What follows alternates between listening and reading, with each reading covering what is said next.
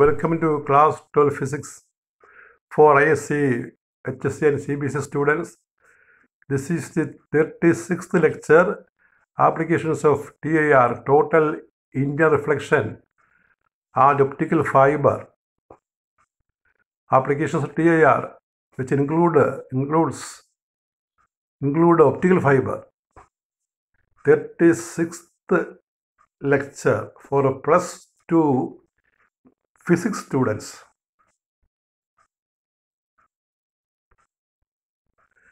The first application of total internal reflection is total reflecting prism. What is a total reflecting prism?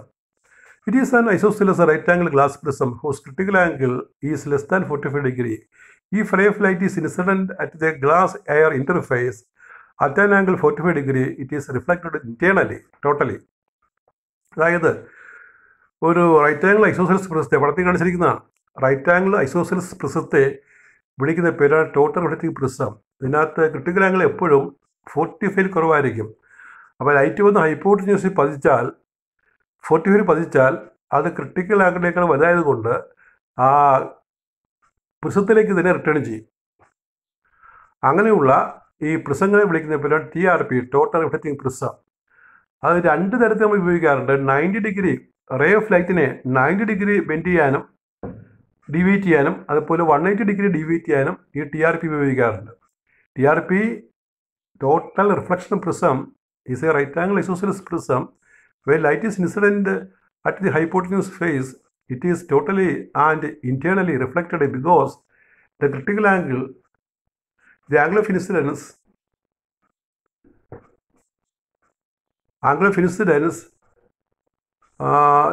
is 45 degree, which is greater than critical angle. So the first figure, this figure shows a total reflection prism which makes a 90 degree deviation. Here the prism is given, it is not marked, the corners are not marked. You can mark hypotenuse as AC. So at 90 degree you can mark a B, prism ABC. Mark hypotenuse face as AC. And at the perpendicular point you can mark as B, ABC is prism. A ray of light incident normally on face AB will proceed in the same direction. But normal light it strikes the face AC, hypotenuse at an angle of 45 degree. Hypotenuse 45 degree. Hence it undergoes total inner reflection and emerges normally through the face BC. അപ്പോൾ ഇത് hypotenuse ഫേസിൽ പതിച്ചാൽ ഈ 45 degree എന്ന് പറയുന്നത് critical ആംഗിളിലേക്ക് വലുതായതുകൊണ്ട് അത് അവിടെ വെച്ച് totally and internally reflect ആകും. The ray comes out through the face BC and this is a total reflecting prism which produces a deviation of 90 degree for the ray of light. അപ്പോൾ ഓർക്കണം, right angle isosceles പ്രിസമാണ് ഈ total reflecting prism. ഈ critical angle 45 കുറവായിരിക്കും. ഇനി രണ്ടാമത്തെ prism നോക്കുക. ഇവിടെ നമ്മൾ ആ ഹൈപ്പോട്ടന്യൂസ് സ്പേസിന് നമ്മൾ AC എന്ന് മാർക്ക് ചെയ്യണം. ആ 90യുടെ അവിടെ B എന്ന് മാർക്ക് ചെയ്യണം. ഇത് 90 ഡിഗ്രി ഡീവിയേഷൻ 180 ഡിഗ്രി ഡീവിയേഷൻ ഉണ്ടാക്കുന്നതിന് പെടാൻ വെച്ചിരിക്കുന്നത്. 90 മാർക്ക് സ്ഥലത്ത് നമ്മൾ B എന്നും ഈ റൈറ്റ് സൈഡിലെ ഹൈപ്പോട്ടന്യൂസ് സ്പേസ് AC എന്ന് മാർക്ക് ചെയ്യുക. Prism ABC. This prism produces a deviation of 180 degree. A ray of light incident on face AC will proceed in the same direction. It undergoes total interior reflection at the face AB and BC and emerges normally through AC. Then the ray is deviated through 180 degree. അപ്പോൾ ഇവിടെ hypotenuse ഫേസിലാണ് ray incident ആകുന്നത്. അതേ ഫേസിൽ തന്നെയാണ് ray return ചെയ്യുന്നത്. അവ AB BC ഫേസുകളിൽ അത് 45 ആംഗിൾ ഓഫ് ഇൻസിഡൻസിൽ പതിക്കും. ടോട്ടൽ ഇന്ത്യൻ റിഫ്ലക്ഷൻ ഉണ്ടാകും രണ്ട് തവണ ആ ടോട്ടൽ ഇൻറ്റേർണൽ റിഫ്ലക്ഷൻ ഉണ്ടാകുമ്പോൾ നമുക്ക് ടോട്ടൽ ഡീവിയേഷൻ കിട്ടുന്നത് 180 ഡിഗ്രിയാണ്. This principle is used in the construction of binoculars and bicycle reflectors. ബൈനോക്കുലേഴ്സിലും ബൈസൈക്കിൾ റിഫ്ലക്റ്റേഴ്സിലും ഈ ടോട്ടൽ റിഫ്ലക്റ്റിംഗ് പ്രിസമാണ് ഉപയോഗിക്കുന്നത്. അപ്പോൾ ചോദിക്കാം, what is the application of total reflecting prism? They are used in binoculars and also in periscopes. They are used in periscopes.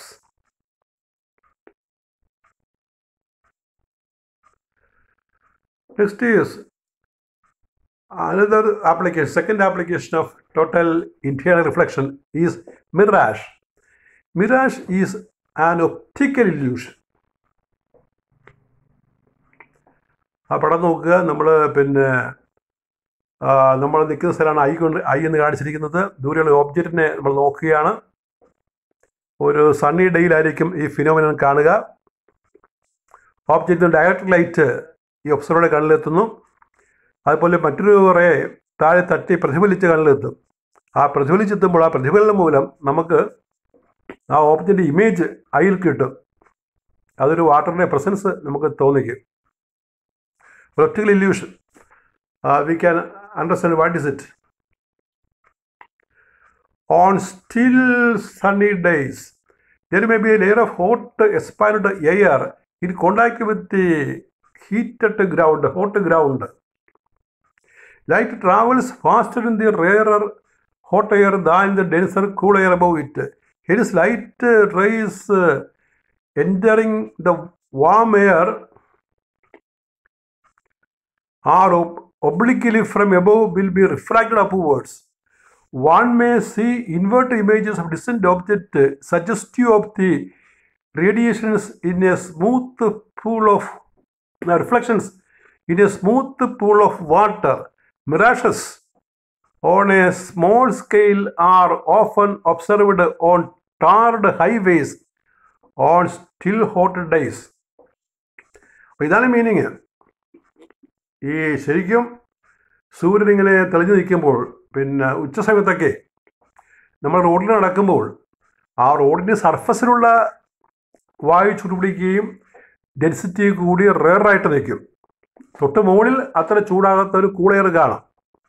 അപ്പോൾ ദൂരെയുള്ള ഒരു ഒബ്ജക്റ്റ് നമ്മൾ നോക്കുമ്പോൾ റേസ് ഈ ഗ്രൗണ്ടിലേക്ക് വരുന്ന റേസ് ഡെൻസർ ടു റെയർ സഞ്ചരിക്കും. ഡെൻസർ ടു റെയർ കൂൾ എയറിൽ നിന്ന് ഹോട്ട് എയറിലേക്ക് സഞ്ചരിക്കും. താഴെ സർഫസിനോട് ചേർന്ന് റോഡിനോട് ചേർന്ന് ഹോട്ട് എയർ ഉണ്ട്. അപ്പോൾ ഡെൻസർ ടു റെയറർ ഈ ലൈറ്റ് റേ സഞ്ചരിക്കുമ്പോൾ അതിന് ടോട്ടൽ ഇന്റേണൽ റിഫ്ലക്ഷൻ ഉണ്ടാകും. അപ്പോൾ നമ്മൾ നോക്കുമ്പോൾ ദൂരെയുള്ള ഓബ്ജക്റ്റിൻ്റെ തലകീഴായൊരു പ്രതിബിംബം താഴെ കാണാം. ഇത്തരം പ്രതിബിംബങ്ങൾ ഉണ്ടാകുന്നത് വെള്ളത്തിലാണല്ലോ. അപ്പോൾ നമുക്ക് തോന്നുന്നത് വാട്ടറിൻ്റെ ഒരു പൂളിൻ്റെ തടാകത്തിൻ്റെ ഒരു പ്രസൻസ് ആയിരിക്കും തോന്നുന്നത്. അപ്പോൾ ഉച്ച സമയത്ത് റോഡിൽ നടന്നാൽ കുറച്ച് അങ്ങ് മാറി വെള്ളം കിടക്കുന്നത് പോലെ തോന്നും. ഇതൊരു ഒപ്റ്റിക്കൽ ഇല്യൂഷനാണ്. ഈ പ്രകാശപരമായിട്ടുള്ള ഒരു വിഭ്രാന്തിയാണ്. വെള്ളം ഉണ്ടെന്നൊരു തോന്നൽ. അത് ലൈറ്റിൻ്റെ റിഫ്ലക്ഷൻ്റെ പ്രോപ്പർട്ടിയാണ്. കാരണം ഈ റോഡുമായിട്ട് സർഫസുമായിട്ട് ചേർന്ന് നിൽക്കുന്ന വായു ചൂട് പിടിച്ച് വികസിച്ച് നിൽക്കുകയും റെയറായി മാറുകയും തൊട്ട് മുകളിലുള്ള ലെയർ ഓഫ് എയർ ഡെൻസറായിട്ട് ഇരിക്കുകയും ചെയ്യുമ്പോൾ റേ ഓഫ് ലൈറ്റ് കടന്നു വരുമ്പോൾ ഡെൻസർ ടു റെയർ സഞ്ചരിക്കുമ്പോൾ ടോട്ടൽ ഇന്റേണൽ റിഫ്ലക്ഷൻ ഉണ്ടാകുന്നത് കൊണ്ടാണ്. On still sunny days, there may be a layer of hot expanded air in contact with the heated ground. Light travels faster in the rarer hot air than in the denser cool air above it.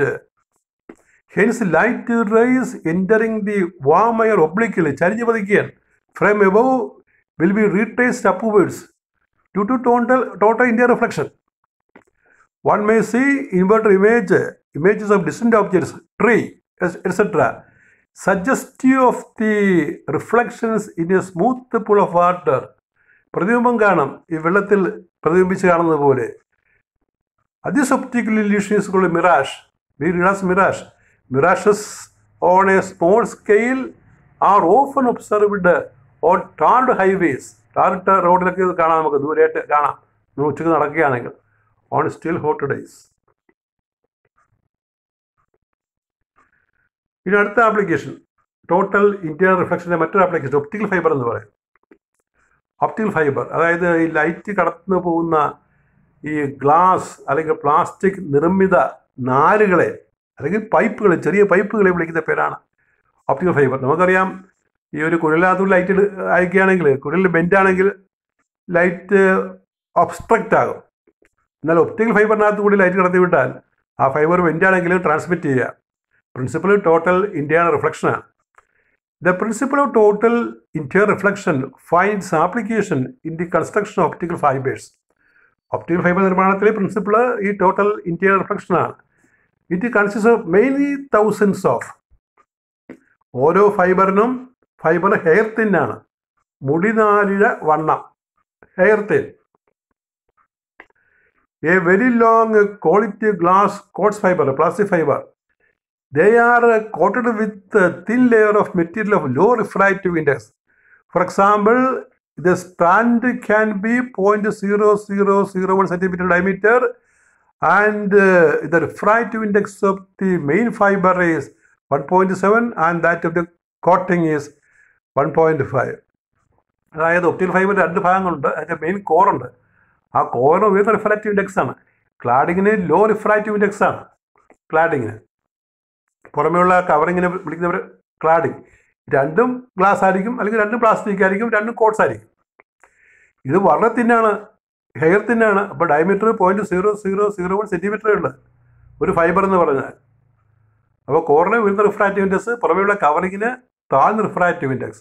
Light ഈ core cladding ഇൻ്റർഫേസിൽ പതിക്കുമ്പോൾ TIR ഉണ്ടാകും, total internal reflection ഉണ്ടായിട്ടാണ് അത് transmit ചെയ്യുക.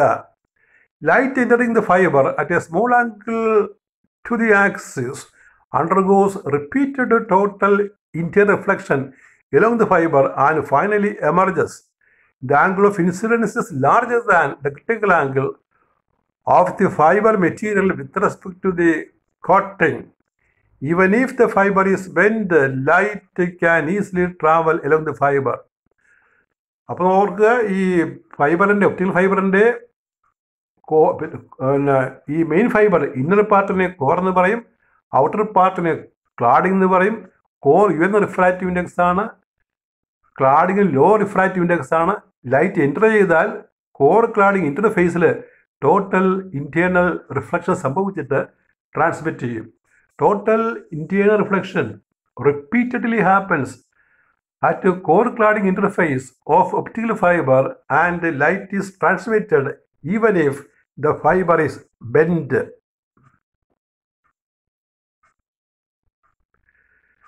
അപ്പോൾ ഇതിൻ്റെ related questions application of total ഇന്റർ reflection related questions. What are total reflecting prisms? They have seen two prisms, one producing 90-degree deviation and other producing 180-degree deviation. Explain mirage, the optical illusion due to light reflection. Question number 3, give the working of optical fiber that we have seen. Next question is, give some uses, list some uses of optical fiber. Optical fiber ന്റെ ചില use applications പറയാം. Used as light pipe in optical and medical examination. ഈ പരിശോധനയ്ക്ക് medical എക്സാമിനേഷനും അതുപോലെ തന്നെ ഒപ്റ്റിക്കലായിട്ടുള്ള ടെസ്റ്റുകൾക്കും fibre ഉപയോഗിക്കാറുണ്ട്. Used for signal transmission, signal അയക്കാൻ വേണ്ടി ഉപയോഗിക്കാറുണ്ട്. Used for transmission of pictures, ചിത്രങ്ങൾ, രംഗങ്ങൾ ട്രാൻസ്മിറ്റ് ചെയ്യാൻ വേണ്ടി ഉപയോഗിക്കാറുണ്ട്. ഇപ്പോൾ നമ്മൾ TV കമ്മ്യൂണിക്കേഷനകത്തൊക്കെ ഉപയോഗിക്കാറുണ്ട്. Used in bronchoscope and endoscope. Bronchoscope, bronchitis പോലെയുള്ള അസുഖങ്ങൾ പഠിക്കാനായിട്ട്. എൻഡോസ്കോപ്പ്, ശരീരത്തിൻ്റെ ഉൾഭാഗങ്ങൾ നോക്കാനായിട്ട് ഉള്ള ഉപകരണം. അതിനകത്തൊക്കെ ഒപ്റ്റിക്കൽ ഫൈബർ ഉപയോഗിക്കാറുണ്ട്. Used in communication cables, communication കേബിളിനകത്തൊക്കെ ഉപയോഗിക്കാറുണ്ട്. വളരെ കൂടിയ യൂസുള്ള ഒരു സാധനമാണ് ഈ optical fibre. Next is another short answer question. Why diamond appear brilliant? Explain brilliance of diamond. വജ്രത്തിൻ്റെ തിളക്കം, അതിനെക്കുറിച്ച് എഴുതുക. Refractive index of diamond is high, N is 2.42, and critical angle is small, C is 24.4 degree. The face of diamond are also cut that light entering into it undergoes total India reflection many times inside it and comes out through one or two phases. So these phases appear glittering. This is the reason why diamond exhibits brilliance. അപ്പോൾ ഇതിൻ്റെ ഈ വജ്രം തിളങ്ങാനുള്ള കാരണം എന്താണെന്ന് ചോദിച്ചാൽ അതിൻ്റെ കൂടിയ refractive index ആണ്. ഡയമണ്ടിൻ്റെ റിഫ്രാക്റ്റീവ് ഇൻഡെക്സ് 2.42 ആണ്. അപ്പോൾ ക്രിട്ടിക്കൽ ആംഗിൾ വളരെ കുറവായിരിക്കും, അത് 24.4 ഡിഗ്രിയാണ്. അപ്പോൾ ഈ ഡയമണ്ടിലേക്ക് പ്രവേശിക്കുന്ന ലൈറ്റ്, ഇപ്പോൾ ഡയമണ്ടിൻ്റെ സൈഡൊക്കെ പ്രത്യേകിച്ച് കട്ട് ചെയ്യും, ഡയമണ്ടിലേക്ക് പ്രവേശിക്കുന്ന ലൈറ്റ് അനേകം പ്രാവശ്യം ടോട്ടൽ ഇന്ത്യയുടെ റിഫ്ലക്ഷൻ വിധേയമായിട്ട് ചില കട്ട് ഫേസിലൂടെ പുറത്തേക്ക് വരും. അങ്ങനെ വരുമ്പോൾ നമുക്കത് തിളങ്ങുന്നതായിട്ട്, ഗ്ലിറ്ററിംഗ് ആയിട്ട്, ബ്രില്യൻ്റായിട്ട് കാണാം. ഇതാണ് എക്സ്പ്ലനേഷൻ. അപ്പോൾ ഏറ്റവും ചുരുക്കി പറഞ്ഞാൽ why diamond appears brilliant because of its high refractive index.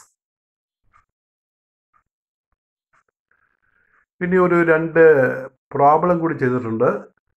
നമ്മൾ പഠിച്ച പ്രോബ്ലം തന്നെ. Problem number 1, refractive index of glass is 3/2 and water is 4/3. Find the refractive index of glass with respect to water.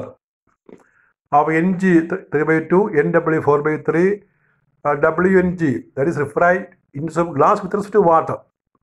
That we read as Wng, refractive index of glass with respect to water. അത് കാണുന്ന formula Ng/Nw.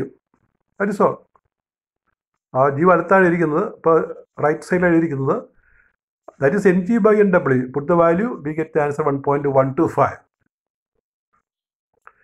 Next question.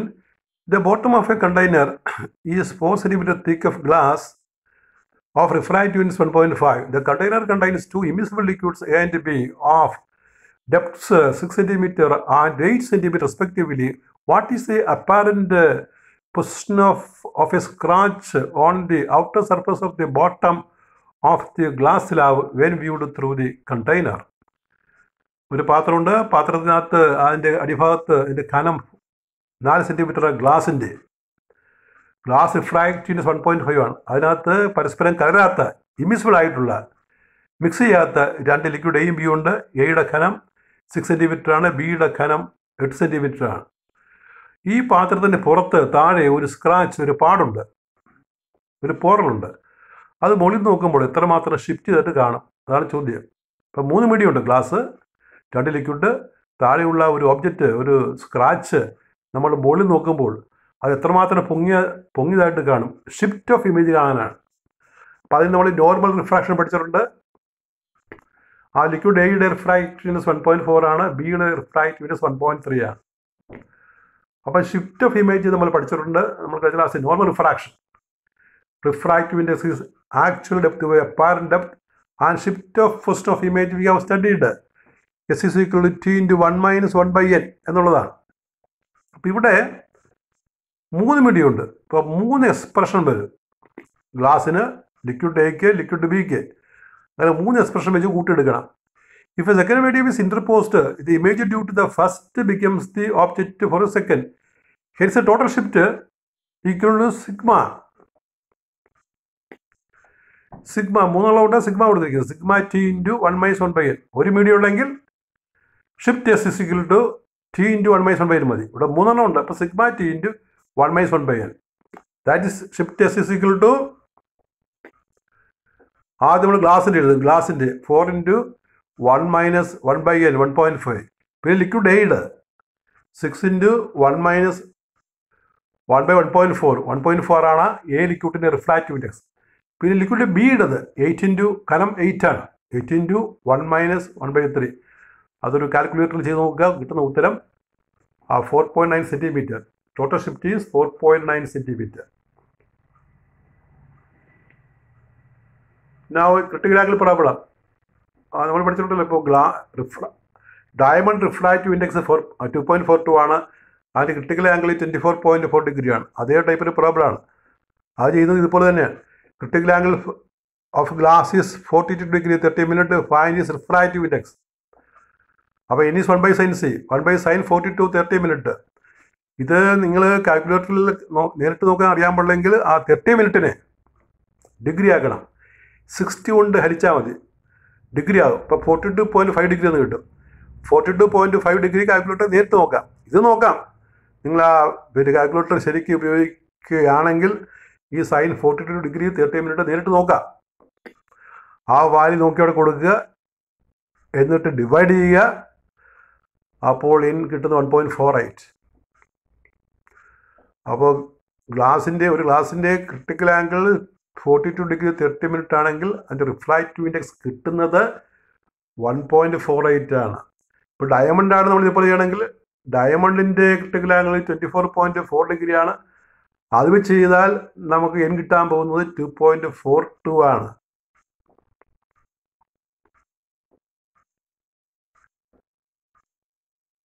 That is solved with your 36th lecture on +2 physics. Thank you very much.